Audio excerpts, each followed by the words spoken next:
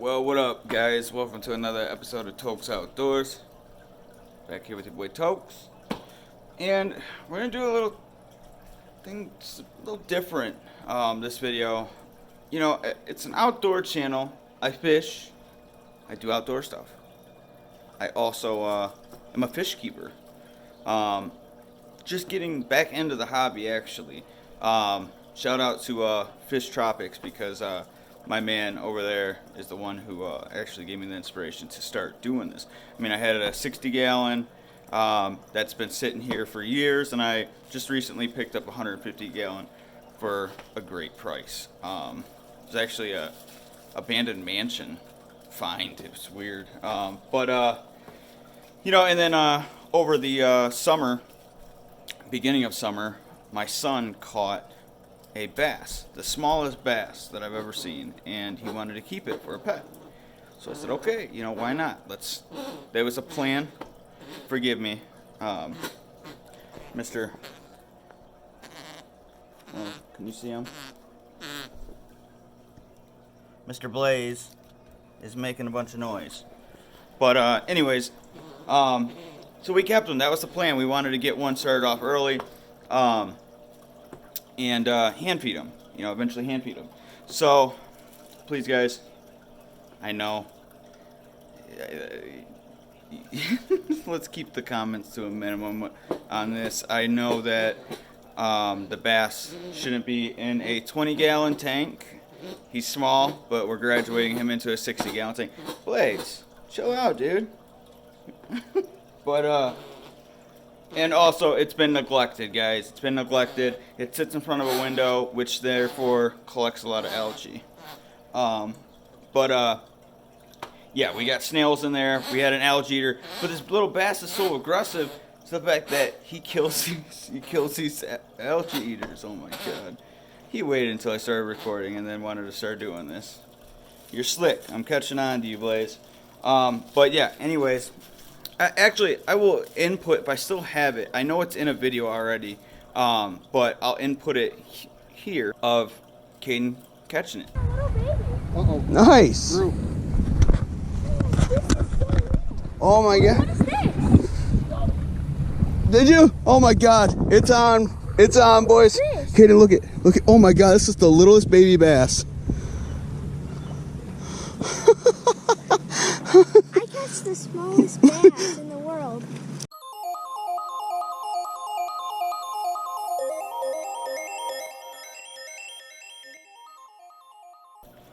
So, and then, this is actually, can't even see him, but this is his tank. Big old snail here. That's the snail's girlfriend right there. But, oh yeah, there he is. I don't know if you guys can see him or not. Yeah, you guys can see how dirty it is and everything. And then this cloudy tank, I just stirred it all up because this is where I keep the feeder fish. I just collected a bunch. And I'm really disappointed because my boy over at Fish Tropics mentioned, he's like, dude, you need to record your tank build. It's like, you need to record that, you know, and showing you getting back into the hobby, which is a great idea. But I can't fake it to you guys because I already set it up. So I don't know if I can switch this camera angle now. Nope, sure can't. But right here, guys, I've already set it up. I set it up last night. El Tropico, Fish Tropico, helped me pick out the gravel. Told me make it as natural as possible. It's like, look at the black, grab the black gravel. It's like, grab the brown gravel. It's like, mix it up, make a design, whatever. It's like, make it a natural habitat.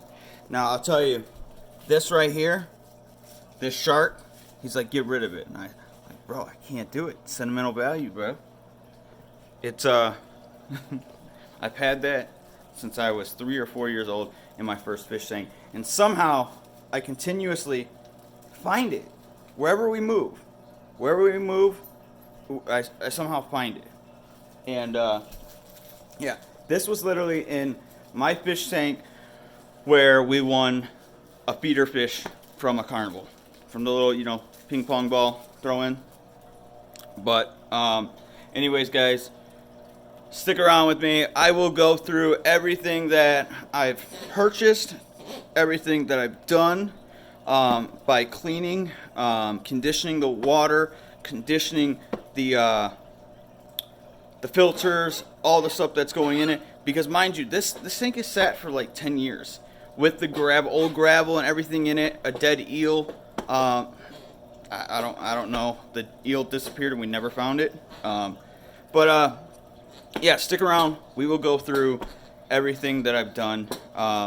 You know, I'm a newbie at this.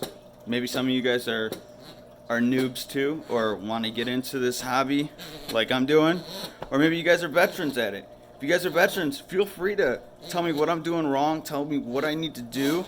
You know, I'm here to learn. I'm here to share my experience with you guys with this, because I also want to be a not only a fishing channel, but a fish keeping channel where we can have some videos going on in the winter, you know, of some pretty epic feedings or whatever, you know. We'll see where this takes us. You guys let me know if you guys want to see more of this in the future. But yeah, stick around and we'll get this video started. And this right here, guys, is the 150 gallon that has been sitting on the porch ever since spring. So I need to get this going. But let me know if you guys want to see a full tutorial of from point A to point Z, whatever. Let me know if that's what you guys want, and I will. I'll do that. We'll set this up together. I'll build the sump, because I'm going to use a sump for this. So I'll build the sump and everything with you guys, and it'll be a learning experience for us all. Let me know in the comments what you guys want me to do with this. But yeah, guys, here's a better view of what's going on in here. I got snails. That's one, and then there's another one around here somewhere. Oh, in the back there, you guys can't even see him. But yeah, there's Crush. See, he's coming up to see what you guys want. But that's Crush. He was half his size when we caught him. Maybe a little bit smaller than that. But as you guys can see, he's getting a little bigger. He's got that dorsal fin cocked up, like he's about to do something. But yeah, and then this is nice and cloudy because I just stirred everything up. But I also have a what is that called? A plecomus or whatever, the algae eater up there too. And I got two snails in here as well. But here's a better view of the tank, the 60 gallon. So, but watching Kansas City versus Houston. Ooh, we missed it, huh?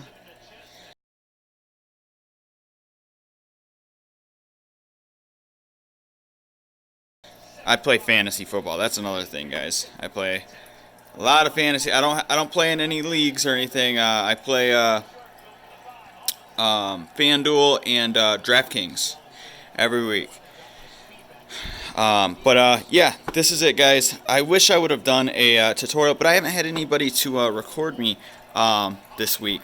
But yeah, it looks pretty. I'm gonna be putting plants in here, some driftwood, and maybe a pad up top, like some floating plants too. But once I get them, I will let you guys know who the plug is on plants.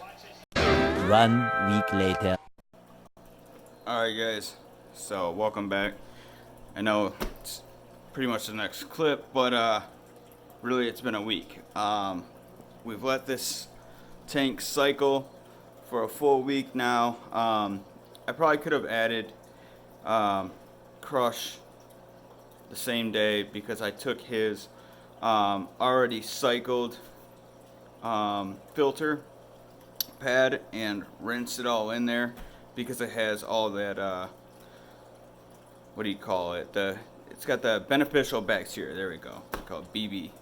Beneficial bacteria in it, and you know, it should be perfect. And also, I added these little feeder fish in there. They've been in there for a week doing well, and actually their waste is helping and helping the bacteria grow in there. But as you can see, we added, that's what I've been waiting for, is this wood. I'm a little upset about it because in the description on Amazon it said that it was supposed to be large, and it showed up in two of the pieces. 2 out of the 3 pieces were smaller than my hand, so it's a little bit of a bummer, but oh well. I boiled it for about 3 hours last night, and then let it sit in a 5-gallon tub of just regular tap water for, I don't know, 12 hours overnight, and then I rinsed it again. It's still coming a little off. The dirt is coming off a little bit and tainting the water just a tiny bit. Nothing really to worry about, but I think it's time to add Crush, aka Basser McBasserson. Stick around. See you next. So yeah, it's time to add him in, but you can see how all the algae is growing on here, and you can see how cloudy that is. Oh, that's cool. That's the first time I've seen the algae eater out from underneath his, normally he sits underneath that filter. But yeah, I'm going to let this stuff keep growing. I'm going to let it, I'm not going to add anything in here. I'm just going to let it keep cycling, and I'm actually going to add 2 sponge filters. So I added 2 sponge filters here and here. As I'm setting up the 150, I'm going to put the other 2, because I ordered 4 of them. I'm going to sit the other 2 in here, and I'm probably going to order more. And I'm just going to use this tank to cycle those, let the beneficial bacteria get a hold of those, so that I can pretty much cycle a tank within the same day or 24 hours just by adding a pre-cycled sponge filter into a new setup aquarium. So as you can see, all that, but this is what I took. You see how nice and yummy that filter is? Well, it was gunked up. I kind of cleaned it. I took that and I waved it, and got all the bacteria off and into that tank, so that honestly, this tank didn't even, normally all my tanks will get cloudy on like the 3rd or 4th day because there's no bacteria to break down all that, you know, BS that's floating around, and they're clouding it up. So this is actually the first time that I never got a cloud or anything. It just was perfect. That's honestly, that's thanks to Fish Tropic. So I appreciate that, my dude. Good thinking. And actually, all his following, his live streams are awesome, because you can go in there and ask all these dummy questions. You may feel stupid asking these questions, but these people that are in there are awesome. It's like a nice little close-knit family in there, and they will take these questions that may sound dumb to you, and they will turn it back to like it's a common question, and they'll answer it for you and make you feel a whole lot better about, you know, your upcoming decision. So I appreciate it. And let's add Crush, Basser McBasserson. Alright guys, Mr. Kato Savage in the house. He's gonna help me record this next part, okay? It may be a little complicated, so I've got to get it done in one shot. We've been practicing recording for the last couple minutes, so you know, he wanted to apologize ahead of time if he messes up this shot, but hey, who cares? This is the future of YouTube right here. Mr. Kato Savage. Alright, here, take this. Okay. Okay, aim it right there. Right. Alright. Oh, yeah, okay. Alright. Keep it pointed. Yep. Alright. Try to get him in one little scoop already knows what's going on. No. Okay, fine. Oh, shoot. He's running. He's running. I don't want to stress him out. Oh, jeez.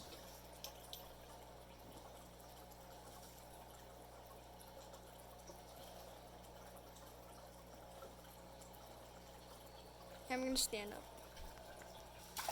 Whoa. Come on, Crush.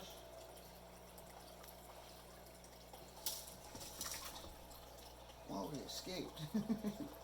This is a whole lot harder than what I thought. Take this stuff out. He's trapped. Oh, okay. We got. Okay. Okay. Oh my God, he's sending stuff flying. He's sending substrate flying. All right, you got him in the picture. Yes, I do. All right. Whoa, whoa, whoa! Calm down, calm down. Oh jeez. Oh jeez, he's breaking wood. He's breaking structures. All right, we got him in there. Let me see. Sweet. It went too fast when he was like going down. It's fine. Oh, look at his colors. They're popping already. Wow. Alright, well cool. Hopefully he doesn't stress. I should have acclimated him. I should have. But he's in his new home. Thank you guys for helping me with this. Thank you, Mr. Cato Savage. Pound it. Boom. He's hungry, so hopefully he'll eat. I'll reset up that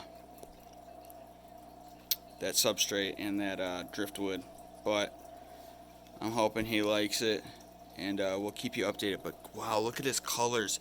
Look at him already changing. This is insane. Wow, he's like a chameleon. He's like a chameleon, guys. He's matching to his environment. This is nuts. And that's what bass do. I used to have him on a brown, complete brown substrate. Actually, this one. I had him on this one. And he was so dark. He was so dark. He was like as dark as that algae eater. Then I moved him to the white substrate, and he turned so light to where I thought he was sick. But now, look at how he's matching.